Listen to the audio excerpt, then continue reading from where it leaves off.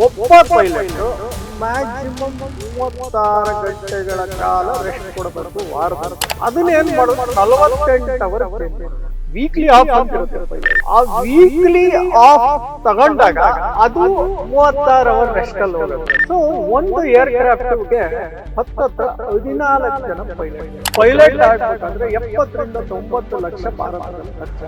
ಸಾಮಾನ್ಯ ಜನರು ಎಲ್ಲ ಹೋಗ್ತಾರೆ ಪೈಲಟ್.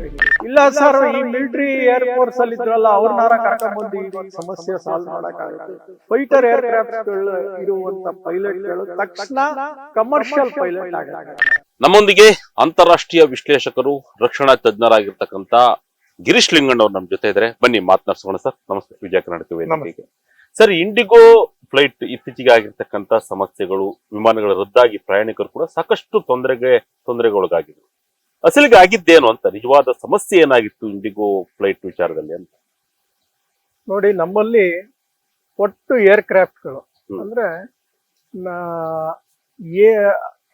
820 ಏರ್ ಕ್ರಾಫ್ಟ್ ಇದಾವೆ ಟೋಟಲ್. ಅದರಲ್ಲಿ ಹತ್ತತ್ರ 400 ಏರ್ ಕ್ರಾಫ್ಟ್ ಇಂಡಿಗೋ ಬಳಿನೇ ಇದೆ. 50% ಇದೆ. 400 ಏರ್ ಕ್ರಾಫ್ಟ್ ಇಂಡಿಗೋ ಬಳಿನೇ ಇದೆ.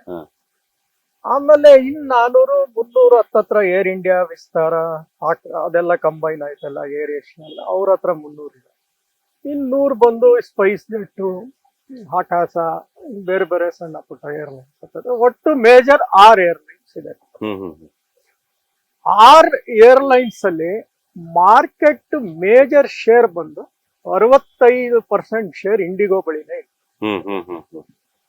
ಈಗ ಹತ್ತತ್ರ 300 ರಿಂದ 400 ಏರ್ ಕ್ರಾಫ್ಟ್ ಅಂತ ಇಟ್ಕೊಂಡ್ರು ಇಂಡಿಗೋದಲ್ಲಿ ಒಂದು ಏರ್ ಕ್ರಾಫ್ಟ್ ನ ಅವರು ಇಂಡಿಗೋದವರು 14 ರಿಂದ 15 ಅವರ್ ತನಕ ಬಳಸ್ತಾರೆ ಒಂದ್ ಏರ್ ಕ್ರಾಫ್ಟ್. ಅಂದ್ರೆ ಇಂಟರ್ನ್ಯಾಷನಲ್ ಸ್ಟ್ಯಾಂಡರ್ಡ್ಸ್ ಅಲ್ಲಿ it is one of the best usage ಮಾಡ್ಕೊಳ್ಳೋದು ಅಂದ್ರೆ 14 ರಿಂದ 15 ಅವರ್. ಮಿನಿಮಮ್ ಏರ್ಲೈನ್ಸ್ ಅವ್ರು ಏನ್ ಮಾಡ್ತಾರೆ ಅಂದ್ರೆ 8 ಅವರ್ ಇಂದ 14 ಅವರ್ ತನಕನು ಬಳಸ್ಕೊಳ್ಳೋ ಅಂತ ಒಂದು ರೂಢಿ ಮಾಡ್ಕೊಂಡಿರ್ತಾರೆ. ಯಾಕಂದ್ರೆ ಅವಾಗ್ಲೇ ಏರ್ಲೈನ್ಸ್ ಸ್ವಲ್ಪ ಪ್ರಾಫಿಟಬಲ್ ರನ್ ಮಾಡಕ್ಕಾಗತ್ತೆ. ಯಾಕಂದ್ರೆ ಏರ್ಲೈನ್ಸ್ ಒಂಥರ ಬಿಳಿ ಆನೆ ಇದ್ದಂಗೆ, ಅದ್ರಲ್ಲಿ ಗೆಲುವಿಗಿಂತ ಸೋಲೆ ಜಾಸ್ತಿ. ಎಷ್ಟೋ ಜನ ಏರ್ ಕ್ರಾಫ್ಟ್ ಗಳನ್ನ ನಿಲ್ಸೊಟ್ಟೋಗಿದ್ದಾರೆ, ಓಡ್ಸಕ್ ಆಗ್ಲಿಲ್ಲ, ಸಂಬಳ ಕೊಡಕ್ ಆಗ್ಲಿಲ್ಲ, ಬಿಟ್ಟೊಟ್ಟೋಗಿದ್ದಾರೆ ಆ ತರ. ಸೊ ಅದನ್ನ ಬಹಳ ಎಫಿಷಿಯಂಟ್ ಆಗಿ ಯೂಸ್ ಮಾಡ್ತಿದ್ದು ಇಂಡಿಗೋ 14 ರಿಂದ 15. ಸೊ ಇವ್ರ ಹತ್ರ ಇದ್ದಿದ್ದಂತ ಏರ್ ಕ್ರಾಫ್ಟ್ ಅಲ್ಲಿ 400 ಏರ್ ಕ್ರಾಫ್ಟ್ ಅಂತ ಇಟ್ಕೊಂಡ್ರು ಹತ್ತತ್ರ 2450 ಫ್ಲೈಟ್ ಪರ್ ಡೇ ಯೂಸ್ ಮಾಡ್ಕೊಳ್ಳೋದು. ಅಂದ್ರೆ ಒಂದು ಏರ್ ಕ್ರಾಫ್ಟ್ ಮಿನಿಮಮ್ 5 ರಿಂದ 6 ಫ್ಲೈಟ್ ಮಾಡೋದು. 5 ರಿಂದ 6 ಫ್ಲೈಟ್ ಅಂದ್ರೆ 5 ರಿಂದ 6 ಡೆಸ್ಟಿನೇಷನ್ ಅಂತ ಹೇಳುತ್ತೆ. ಅಂದ್ರೆ ಇಲ್ಲಿಂದ ಬೆಂಗಳೂರಿಗೆ ಬರುತ್ತೆ, ಬೆಂಗಳೂರಿಂದ ಚೆನ್ನೈ ಹೋಗುತ್ತೆ, ಚೆನ್ನೈಯಿಂದ ಡೆಲ್ಲಿಗೆ ಹೋಗುತ್ತೆ, ಡೆಲ್ಲಿಯಿಂದ ಜಮ್ಶೆಡ್ಪುರ್ಗೆ ಹೋಗುತ್ತೆ. ಈ ತರ ಒಂದು ಏರ್ ಕ್ರಾಫ್ಟ್ 5. ಸೊ ಒಂದು ಏರ್ ಕ್ರಾಫ್ಟ್ಗೆ ಹತ್ತತ್ರ 14 ಜನ ಪೈಲಟ್ಗಳು. ಅದರಲ್ಲಿ 7 ಕ್ಯಾಪ್ಟನ್ ಇರ್ತಾನೆ ಮೇನ್ ಕಂಟ್ರೋಲ್ ಮಾಡಕ್ಕೆ, ಅವನು ಅಸಿಸ್ಟೆಂಟ್ ಆಗಿ ಫಸ್ಟ್ ಫ್ಲೈಟ್ ಪೈಲಟ್ ಅಂತ ಇರ್ತಾನೆ. So 7 set of pilot minimum ಬೇಕು ಒಂದು ಏರ್ ಕ್ರಾಫ್ಟ್. ಸೊ ಈಗೇನಾಯ್ತು, 2450 ಡೆಸ್ಟಿನೇಷನ್ ಮಾಡ್ತಾ ಇದ್ರು, ಪ್ಲಸ್ 90 ಹತ್ತತ್ರ ಇಂಟರ್ನ್ಯಾಷನಲ್ ಡೆಸ್ಟಿನೇಷನ್ ಕವರ್ ಮಾಡ್ತಾ ಇದ್ರು. ಇಲ್ಲ 40 ಇಂಟರ್ನ್ಯಾಷನಲ್ ಡೆಸ್ಟಿನೇಷನ್ ಕವರ್ ಮಾಡ್ತಾರೆ ಇಂಡಿಗೋ. ಸೊ ಇಂಟರ್ನ್ಯಾಷನಲ್ ಡೆಸ್ಟಿನೇಷನ್ಸ್ಗೆ ಅವರು ವೈಡ್ ಬಾಡಿ ಏರ್ ಕ್ರಾಫ್ಟ್ ಅಂತ ಯೂಸ್ ಮಾಡ್ತಾರೆ. ವೈಡ್ ಬಾಡಿ ಏರ್ ಕ್ರಾಫ್ಟ್ ಅಂದ್ರೆ 9 ಸೀಟ್ ಇರುತ್ತೆ ಒಂದು ರೋ ಅಲ್ಲಿ. ಅಂದ್ರೆ 2 ವಾಕಿಂಗ್ ಮಧ್ಯ ಸ್ಪೇಸ್ ಇರುತ್ತೆ. ಒಟ್ಟು 3 ಒಂದ್ ಕಡೆ ಮಧ್ಯದಲ್ಲಿ 4 ಏನೋ ಇರುತ್ತೆ, ಈ ಕಡೆ 3 ಇರುತ್ತೆ. ಸೊ ಟೋಟಲಿ 6 + 4 10 ಸೀಟ್ ಯೂಸ್ ಮಾಡ್ತಾರೆ. ನ್ಯಾರೋ ಬಾಡಿ ಏರ್ ಕ್ರಾಫ್ಟ್ ಅಂದ್ರೆ ಏನಂದ್ರೆ ಒಂದೇ ಒಂದು ಪಾತ್ವೇ ಇರುತ್ತೆ, ಆ ಕಡೆ 3 ಸೀಟು, ಈ ಕಡೆ 3 ಸೀಟು. ಸೊ ಅದು A320. ಸೊ ಅತಿ ಹೆಚ್ಚು ವಿಮಾನ A320 ಇದ್ದಿದ್ದು ಇಂಡಿಗೋ. ಸೊ ಈ 400 ಸೀಟ್ ಅಂದ್ರೆ ಈಗೇನಾಯ್ತು ಅಂದ್ರೆ ಫ್ಲೈಟ್ ಡ್ಯೂಟಿ ಟೈಮ್ ಲಿಮಿಟೇಷನ್ ಅನ್ನೋದೊಂದ ಸರ್ಕಾರ ಇಂಪ್ಲಿಮೆಂಟ್ ಮಾಡುತ್ತೆ. ಅದು ಇಂಟರ್ನ್ಯಾಷನಲ್ ಸಿವಿಲ್ ಏವಿಯೇಷನ್ ಅಥಾರಿಟಿ ಅವರು, ಐಕೋ ಅಂತಾರೆ, ಅವರು ಏನ್ ಮಾಡಿದ್ರು ಅಂದ್ರೆ ಕೆಲವು ರೂಲ್ಸ್ ಗಳನ್ನ ಫ್ರೇಮ್ ಮಾಡೋದು. ಎಲ್ಲಾ ದೇಶಗಳ ಜೊತೆ ಚರ್ಚೆ ಮಾಡಿ ಪೈಲಟ್ ಎಷ್ಟು ಅವರು ಪರ್ ಡೇ ಅವನನ್ನ ಯೂಸ್ ಮಾಡ್ಕೋಬೇಕು. ಯಾಕಂದ್ರೆ ಒಬ್ಬ ಪೈಲಟ್ ನ ಯಾಕಂದ್ರೆ ಆ ಪೈಲಟ್ ಗೆ ರೆಸ್ಟ್ ಬೇಕಾಗತ್ತೆ. ಆ ರೆಸ್ಟ್ ಇಲ್ದೆ ಓವರ್ ಯೂಸ್ ಮಾಡಿದಾಗ ಏನಾಗುತ್ತೆ, ಪೈಲಟ್ ನ ಏನಾರು ಹೆಚ್ಚು ಕಮ್ಮಿ ಮಾಡಿದ್ರೆ, ಏರೋಪ್ಲೇನ್ ಚಲಿಸ್ಬೇಕಾದ್ರೆ ಏನಾರು ಸುಸ್ತಾಗೋದು ಇಲ್ಲ ನಿಧಿ ತೂಗೋಯ್ಸೋದು ಏನೋ ಆದ್ರೆ ಅಷ್ಟು ಜನ ಪ್ಯಾಸೆಂಜರ್ಗಳಿಗೂ ಪ್ರಾಬ್ಲಮ್. ಅದು ಈ ಗುಜರಾತದೆಲ್ಲ ನೋಡಿದ್ರಿ, ಪೈಲಟ್ ಪ್ರಾಬ್ಲಮ್ ಅಂತ ಹೇಳಕ್ ಆಗಲ್ಲ, ಎಕ್ಸಾಂಪಲ್ ತಗೊಂಡ್ರಿ. ಸೊ ಅದು ಒಂದು ಕಾರಣ ಇರಬಹುದೇನೋ, ಗೊತ್ತಿಲ್ಲ ನಮ್ಗೆ. ಸೊ ಈ ತರ ಪ್ರಾಬ್ಲಮ್ ಆಗಬಾರದು ಅಂತಾನೆ ಈ ಒಂದು ರೂಲ್ಸ್ ನ ಫ್ಲೈಟ್ ಡ್ಯೂಟಿ ಟೈಮ್ ಲಿಮಿಟೇಷನ್ಸ್ ನ ಅಳವಡಿಸಿದ್ರು.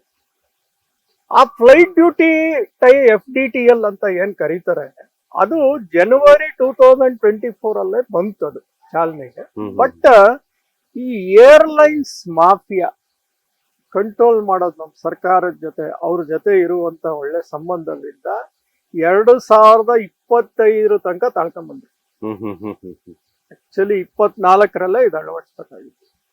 ಸೊ ಇದನ್ನ 25 ತನಕ ತಳ್ಕೊಂಡ್ಬಂದ್ರು. ಇದ್ರಲ್ಲಿ ಏನ್ ಮಾಡಿದ್ರು, ಈ ರೂಲ್ಸ್ ಅಲ್ಲಿ ಏನ್ ಮಾಡಿದ್ರು ಅಂದ್ರೆ, ಒಬ್ಬ ಪೈಲಟ್ ಮ್ಯಾಕ್ಸಿಮಮ್ 36 ಗಂಟೆಗಳ ಕಾಲ ರೆಸ್ಟ್ ಕೊಡಬೇಕು ವಾರದಲ್ಲಿ ಇತ್ತು ಒಬ್ಬ ಪೈಲಟ್ಗೆ. ಅದರಲ್ಲಿ 2 ರಾತ್ರಿನೂ ಇನ್ಕ್ಲೂಡ್ ಆಗಿತ್ತು. ಅದನ್ನ ಏನ್ ಮಾಡಿದ್ರು, 48 ಅವರ್ ಚೇಂಜ್ ಮಾಡಿದ್ರು, 12 ಅವರ್ ಇನ್ಕ್ರೀಸ್.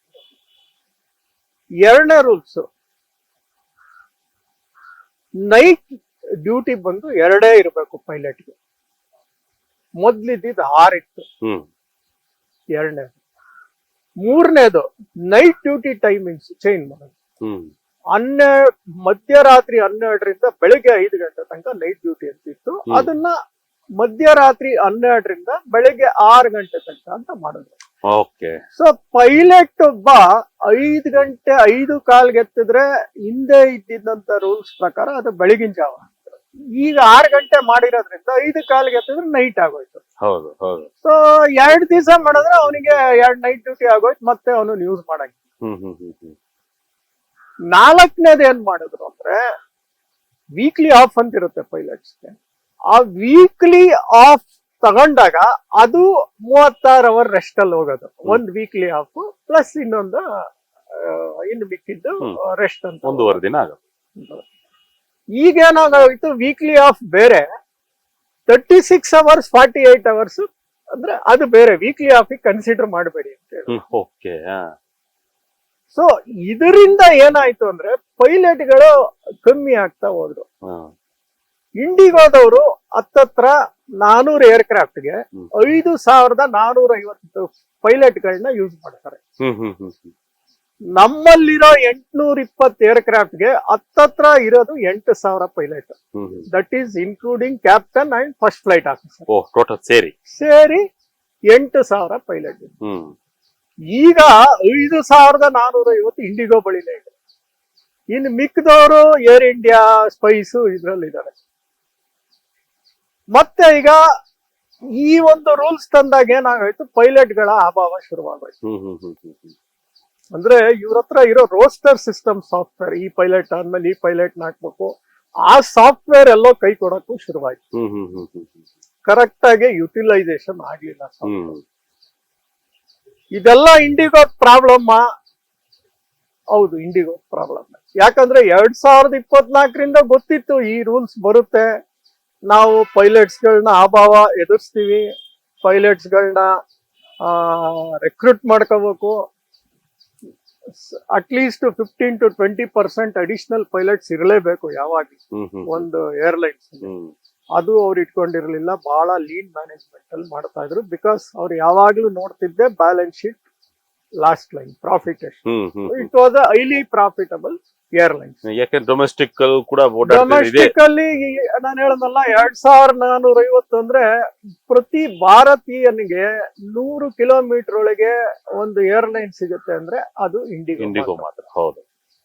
ಇವತ್ತು ಸಣ್ಣ ಸಣ್ಣ ನಾನ್ ಮೆಟ್ರೋ ಸಿಟೀಸ್, ನಾನು ಹೇಳ್ದಂಗೆ ಮಧುರೆ ತಗೊಳ್ಳಿ, ತಿರುಪತಿ ತಗೊಳ್ಳಿ, ಇನ್ಯಾವುದೋ ಲಕ್ನೋ ತಗೊಳ್ಳಿ, ಇನ್ಯಾವುದಾದ್ರು ಡೆಹ್ರಾಡೂನ್ ತಗೊಳ್ಳಿ, ಇಲ್ಲ ಎಲ್ಲ ಸ್ಮಾಲ್ ಸಿಟೀಸ್ಗಳಿಗೂ ತಿರುಪತಿ ತಗೊಳ್ಳಿ, ಇದು ಹತ್ರ ಬೆಳಗಾಂ ಆಗ್ಬೋದು, ಬೆಳಗಾಂ ಹುಬ್ಳಿ ತಗೊಳ್ಳಿ, ಆಗ್ಬೋದು, ಹುಬ್ಳಿ ಮಂಗಳೂರು ತಗೊಳ್ಳಿ, ಆಗ್ಬೋದು, ಮಂಗಳೂರು ತಗೊಳ್ಳಿ, ಮೈಸೂರು. ಎಲ್ಲ ಮೈಸೂರಿಗೆ ತಗೊಳ್ಳಿ, ಇಂಡಿಗೋ ಹೋಗುತ್ತೆ. ಹೌದು. ಈ ತರ ಪ್ರಾಬ್ಲಮ್ ಆದಾಗ ಅಟ್ಲೀಸ್ಟ್ ಅವ್ರು ಏನ್ ಮಾಡ್ಬೇಕು, ನಾನ್ ಮೆಟ್ರೋ ಸಿಟೀಸ್ ಅವರು ಫಸ್ಟ್ ಕಂಟ್ರೋಲ್ ಮಾಡ್ಬಿಡ್ಬೇಕಾಗಿತ್ತು. ಈ ರೂಲ್ ಸಪ್ಲೈ ಆಗುತ್ತೆ ಅಂದಾಗ ನಾನ್ ಮೆಟ್ರೋ ಸಿಟೀಸ್ ಕಂಪ್ಲೈ ಅಂದ್ರೆ ಮೈಸೂರು, ತಿರುಪತಿ ಅಲ್ಲೆಲ್ಲ ಕ್ಯಾನ್ಸಲ್ ಮಾಡ್ತೀವಿ. ಹೌದು. ನಾವು ಬೆಂಗಳೂರಿಗೆ ತಂದು ನಿಲ್ಸ್ತೀವಿ, ಇನ್ ಮಿಕ್ಕಿದ್ ನೀವು ಬೇರೆ ಟ್ರಾನ್ಸ್ಪೋರ್ಟ್ ಅರೇಂಜ್ ಮಾಡ್ತೀವಿ. ಆ ತರ ತಂದ್ಬಿಟ್ಟಿದ್ರಾದ್ರೂ ಈ ಒಂದು ಅಷ್ಟು ಸಮಸ್ಯೆ ಆಗ್ತಿರ್ಲಿಲ್ಲ. ಸ್ವಲ್ಪ ಮಟ್ಟಿಗೆ ಒಂದು 5,000 to 5,000 ಏರ್ಕ್ರಾಫ್ಟ್ ಏನು ಒಂದೇ 2ನೇ ತಾರೀಕಿಂದ ಶುರುವಾಯ್ತು ಆ ಪ್ರಾಬ್ಲಮ್, ಇಷ್ಟ ಆಗ್ತಿರ್ಲಿಲ್ಲ. ಪ್ರಾಬಬ್ಲಿ 1,500-2 ಸಾವಿರ ಕ್ಯಾನ್ಸಲ್ ಆಗೋದು. ಈ ತರ ಒಂದು ನಿರ್ಣಯ ತಗೊಂಡಿದ್ದೀವಿ. ಅದು ಅವ್ರು ತಗೊಳ್ಳಿ. ಒಂದೇ ಬಾರಿಗೆ ಅಷ್ಟೊಂದು ಫ್ಲೈಟ್ ನಿಂತ್ಬಿಟ್ರೆ ಪಾಪ ನೋಡಿ, ಒಂದೇ ಬಾರಿಗೆ ಇಷ್ಟು ಫ್ಲೈಟ್ ನಿಂತ್ಕೊಂಡ್ಬಿಟ್ರೆ ಏನಾಯ್ತು ಕೊನೆಗೆ? ಈಗ ಅವರು 610 ಕೋಟಿ ವಾಪಸ್ ಕೊಟ್ವಿ, ರೀಫಂಡ್ ಕೊಟ್ವಿ, ಎಲ್ಲ ಓಕೆ. ಇವತ್ ನಾಳೆ ಬೆಳಿಗ್ಗೆ ಮದುವೆ ಆಗ್ಬೇಕಾಗಿದ್ದ ಗಂಡು ಹೆಣ್ಣು ಯಾರು ವಿಡಿಯೋಲ್ ಮದುವೆ ಆಗುವಂತ ಪರಿಸ್ಥಿತಿ ಬಂತು. ಯಾರು ಹಾರ್ಟ್ ಸರ್ಜರಿ ಫಿಕ್ಸ್ ಆಗಿತ್ತು ಅವತ್ತು ಮಾರನೇ ದಿವಸ, ಅವ್ನ್ ಹಾರ್ಟ್ ಸರ್ಜರಿಗೆ ಅವತ್ತು ಹೋಗ್ಲಿಲ್ಲ ಅಂತ ಅವ್ನ್ಗೇನಾರ ತೊಂದ್ರೆ ಆದ್ರೆ ಇವ್ರು ಕೊಟ್ಟಿರೋ ಕಾಂಪನ್ಸೇಷನ್ 3,000 ರೂಪಾಯಲ್ಲಿ ಅದೆಲ್ಲ ತೀರ್ಕೊಂಡ್ಬಿಡುತ್ತೆ. 3,000 ಕಾಂಪನ್ಸೇಷನ್ ದೊಡ್ಡದಲ್ಲ, ಬಟ್ ಆ ಒಂದು ಸಮಯ ಸಿಗಲ್ಲ. ಆ ಸಮಯನ ಕಳ್ಕೊಂಡ್ವಿ. ಬಹಳ ಕ್ರಿಟಿಕಲ್ ಟೈಮ್. ಎಷ್ಟೋ ಜನ ಕ್ರಿಟಿಕಲ್. ಕೆಲವು ಜನ ಟ್ರಿಪ್ ಹೋದವ್ರಿಗೆ ಪ್ರಾಬಬ್ಲಿ ಮುಂದೂಡ್ಕೋಬಹುದು. ಹಲವಾರು ಮಂದಿ ಫ್ಲೈಟ್ ಅಲ್ಲಿ ಓಡಾಡ್ತಕ್ಕಂಥ ಬೇರೆ ಬೇರೆ ಕಾರಣಗಳಿಗೆ ಹೋಗಿರ್ತಾರೆ. ಮೆಡಿಕಲ್ ಪ್ರಾಬ್ಲಮ್ ಇರ್ಬೋದು, ಇನ್ನೇನೋ ಮದುವೆ ಪ್ರಾಬ್ಲಮ್ ಇರ್ಬೋದು, ಜಾಬ್ ಇಂಟರ್ವ್ಯೂ ಇರ್ಬೋದು. ಜೊತೆಲಿ ಇವ್ರು ಏನ್ ಮಾಡೋದ್ರು, ಲಗೇಜ್ ಕೊಟ್ಟಿದ ತಕ್ಷಣ ಒಳಗಡೆ ಇಟ್ಕೊಂಡ್ಬಿಡೋದು, ಆಮೇಲೆ ಕ್ಯಾನ್ಸಲ್ ಆಗೋದು. ಆ ಲಗೇಜ್ ವಾಪಸ್ ತಗೊಳಕ್ 3 to 4 ದಿವಸ ಓಡಾಡ್ತಾರೆ. ಈ ತರ ಎಲ್ಲ ಸಮಸ್ಯೆಗಳು ಸೃಷ್ಟಿ ಮಾಡ್ತಾರೆ. ಸೊ ಇದರಿಂದ ಏನಾಯ್ತು, ಪ್ರಾಬ್ಲಮ್ ಜಾಸ್ತಿ ಆಯ್ತು. ಆಮೇಲೆ ಸರ್ಕಾರ ಏನ್ ಮಾಡಕ್ ಶುರು ಮಾಡ್ತು ಅಂದ್ರೆ, ಫಸ್ಟ್ DGC ಅವರು 5% ನಿಮ್ದು ಫ್ಲೈಟ್ ಕಟ್ ಮಾಡಿ, ಅಂದ್ರೆ 2,450 ಇದ್ದಿತ್ತು 5% ಹತ್ತತ್ರ 1,000 ಫ್ಲೈಟ್ ದಿನಕ್ಕೆ ಕಟ್, ಅಂದ್ರೆ ಹತ್ತತ್ರ 100 ಫ್ಲೈಟ್ ಕಟ್ ಮಾಡಿ ಪರ್ ಡೇ. ಆಮೇಲೆ ಸರ್ಕಾರ ಎಲ್ಲ ಗಲಾಟೆ ಮಾಡಿ ಇಲ್ಲ 10% ಕಟ್ ಮಾಡಬೇಕು ಪರ್ ಡೇ ಅಂತ ಬಂತು. ಅಂದ್ರೆ ಹತ್ತತ್ರ 200 ಇಂದ 250 ಫ್ಲೈಟ್ ಪರ್ ಡೇ ಕಟ್ ಮಾಡಿಸಿದ್ರು. ಮತ್ತೆ ರಜಾ ಕೊಟ್ಟಿದ್ರಲ್ಲ, ರಜಾ ಬಿಟ್ಟು 48 hours ರಜಾನ ಇನ್ಕ್ಲೂಡ್ ಮಾಡಿದ್ರು. 48 hours ಅಲ್ಲಿಗೆ ತಂದ್ರು. ಆದರೂ ಈ ಸಮಸ್ಯೆ ಇನ್ನೂ ನಾರ್ಮಲ್ ಆಗಿ ಬರ್ಲಿಲ್ಲ. ಕೊನೆಗೆ ಪ್ರಾಬಬ್ಲಿ ಪೋಸ್ಟ್ಪೋನ್ ಮಾಡಿದಾರೋ, ತಡೆ ಹಿಡ್ದಿದ್ದಾರೆ. ಈ ಒಂದು ಫೆಬ್ರವರಿ ತನಕ ಎಲ್ಲ ಸೆಟ್ರೈಟ್ ಮಾಡ್ಕೊಳ್ಳಿ ಅಂತ ಸುದ್ದಿ. ಬಟ್ ಇದೆಲ್ಲ ತಡೆ ಹಿಡಿದ್ರು, ಇದು ಮಾಡಿದ್ರು, ಏನೇ ಮಾಡಿದ್ರು, it is at the cost of passengers life. ಅಲ್ವಾ?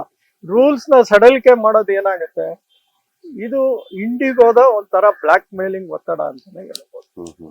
ಇವ್ರಿಗೆ ಇಷ್ಟೆಲ್ಲ ಗೊತ್ತಿದ್ರು ಸರಿಯಾಗಿ ಮ್ಯಾನೇಜ್ಮೆಂಟ್ ಮಾಡಕ್ ಆಗ್ಲಿಲ್ವಾ? ಇವರಲ್ಲಿ HR ಡಿಪಾರ್ಟ್ಮೆಂಟ್ ಅನ್ನೋದಿಲ್ವಾ, ಆಪರೇಷನಲ್ ಡಿಪಾರ್ಟ್ಮೆಂಟ್ ಅನ್ನೋದಿಲ್ವಾ? ಇದೇನು ಗೊತ್ತಾಗದೆ ಇರೋಂತ ಟೆಕ್ನಾಲಜಿನ, ಇದೇನ್ ದೊಡ್ಡ ರಾಕೆಟ್ ಸೈನ್ಸ್, ಹಿಂಗಾದ್ರೆ ಹಿಂಗಾಗತ್ತೆ ಅಂತ ಗೊತ್ತಾಗದೆ.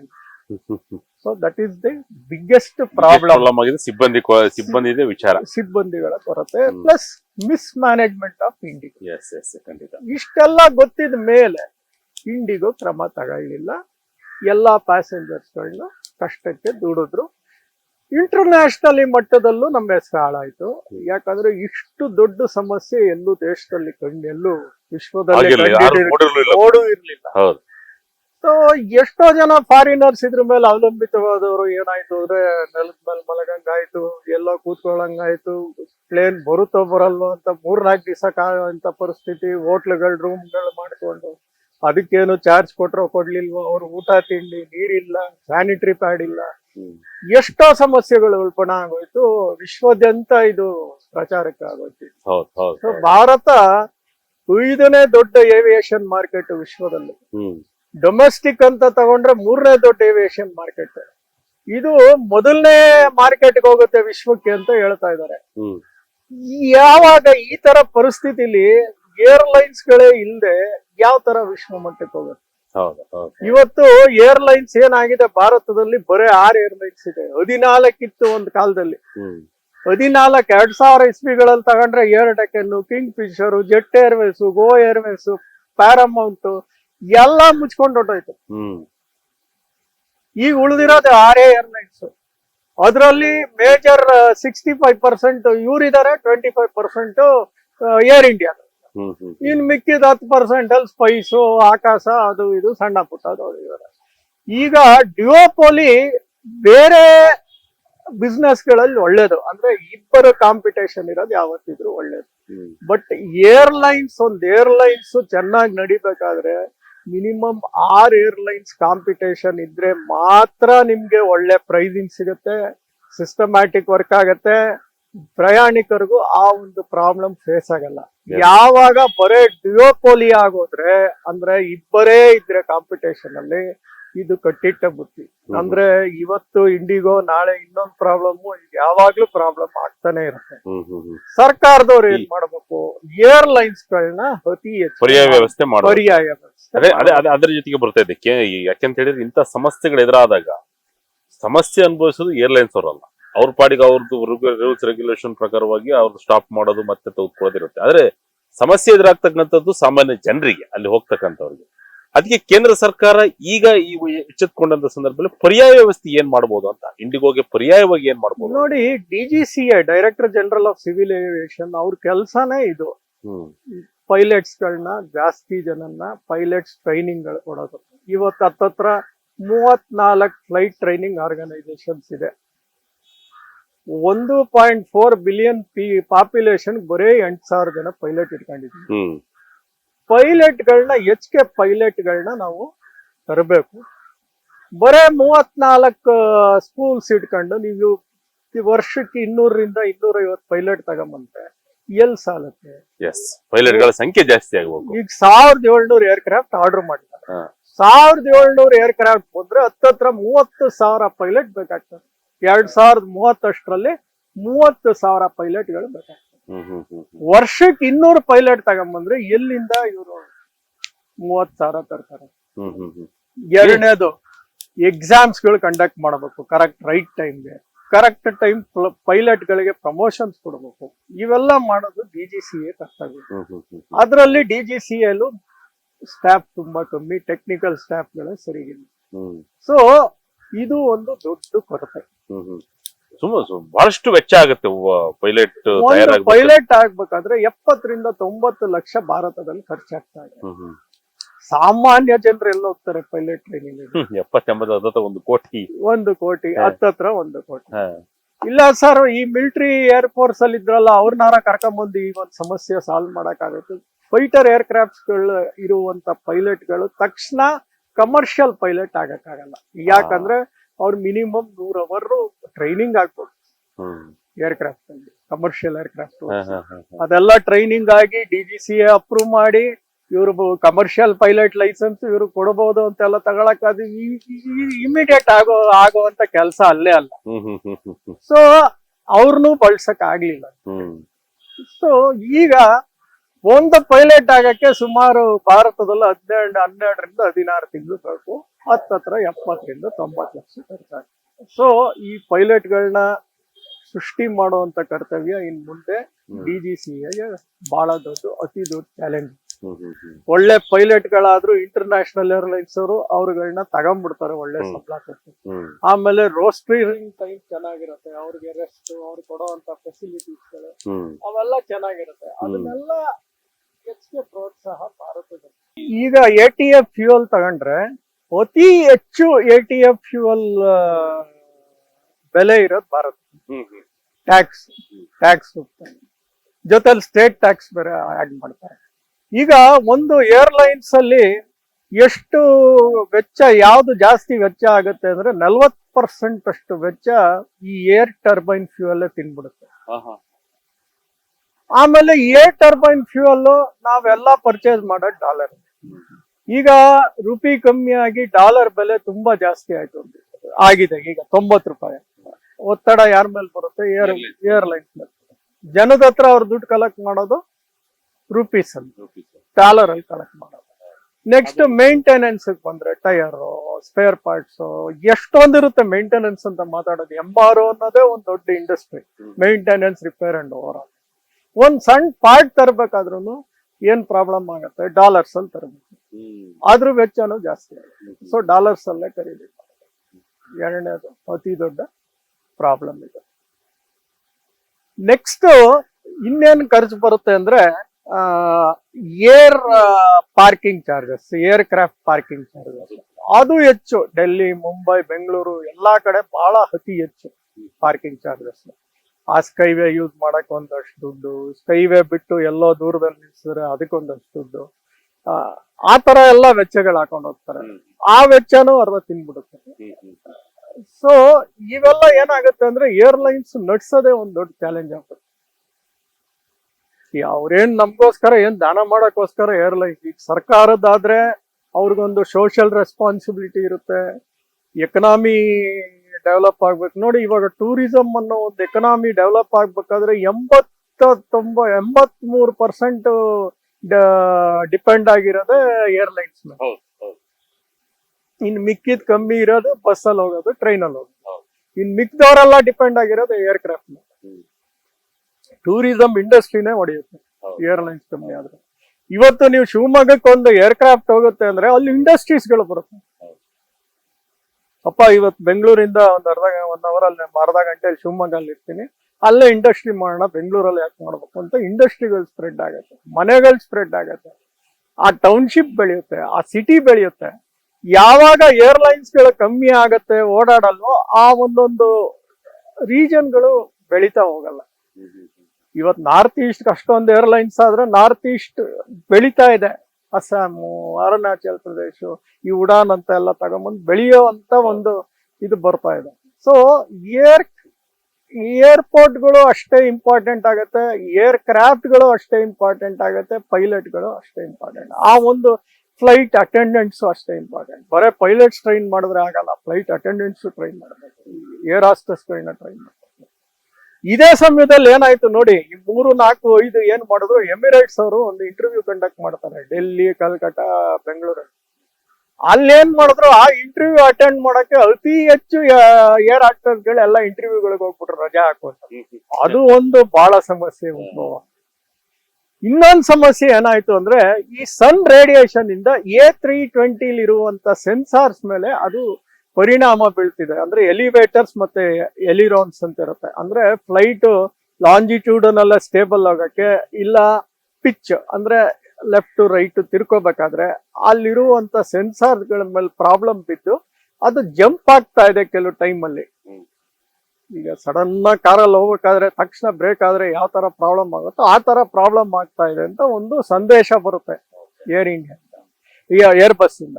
ಅವಾಗ ಏನ್ ಮಾಡ್ತಾರೆ, ಹೊಸ ಏರ್ ಕ್ರಾಫ್ಟ್ ಗಳಿಗೆ ಆ ಒಂದು ಸೆನ್ಸಾರ್ಸ್ ಗಳನ್ನ ಅಪ್ಡೇಟ್ ಮಾಡಬಹುದು, ಮೊಬೈಲ್ ಅಪ್ಡೇಟ್ ಮಾಡೋದಂಗೆ ಸಾಫ್ಟ್ವೇರ್ ಅಪ್ಡೇಟ್ ಮಾಡ್ತಾರೆ. ಹಳೆ ಏರ್ ಕ್ರಾಫ್ಟ್ ಗಳಿಗೆ ಆಕ್ಚುಲಿ 2 ರಿಂದ 3 ತಿಂಗಳು ನಿಲ್ಸಿ ಅದನ್ನ ಸೆನ್ಸಾರ್ಸ್ ನೇ ಬದಲಾಯಿಸಬೇಕಾಗುತ್ತೆ. ಅಲ್ಲಿ ಕೆಲವು ಏರ್ ಕ್ರಾಫ್ಟ್ ಗಳು ನಿಂತ್ಕೋಬೇಕಾಗಿರೋಂತ ಪರಿಸ್ಥಿತಿ ಬಂತು. ಸೊ ಇಷ್ಟೆಲ್ಲ ಸೇರ್ಕೊಂಡು ಆಗಿದ್ದಂತ ಅವಾಂತರವೇ ಈ ಒಂದು ಇಂಡಿಗೋ ಅವಾಂತರ. Thank you sir. ಇಷ್ಟೊತ್ತು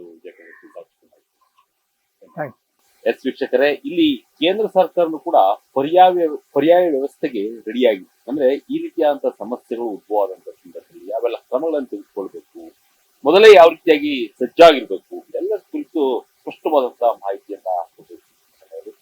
ಮತ್ತೆ ಮುಂದೆ ಇನ್ನೊಂದು ವಿಶೇಷತೆ ಭೇಟಿಯಾಗೋಣ. ಅಂದ್ರೆ ವೀಕ್ಷಣೆ ಮಾಡ್ತಾರೆ Vijaya website, YouTube page, Facebook page follow ಮಾಡಿ.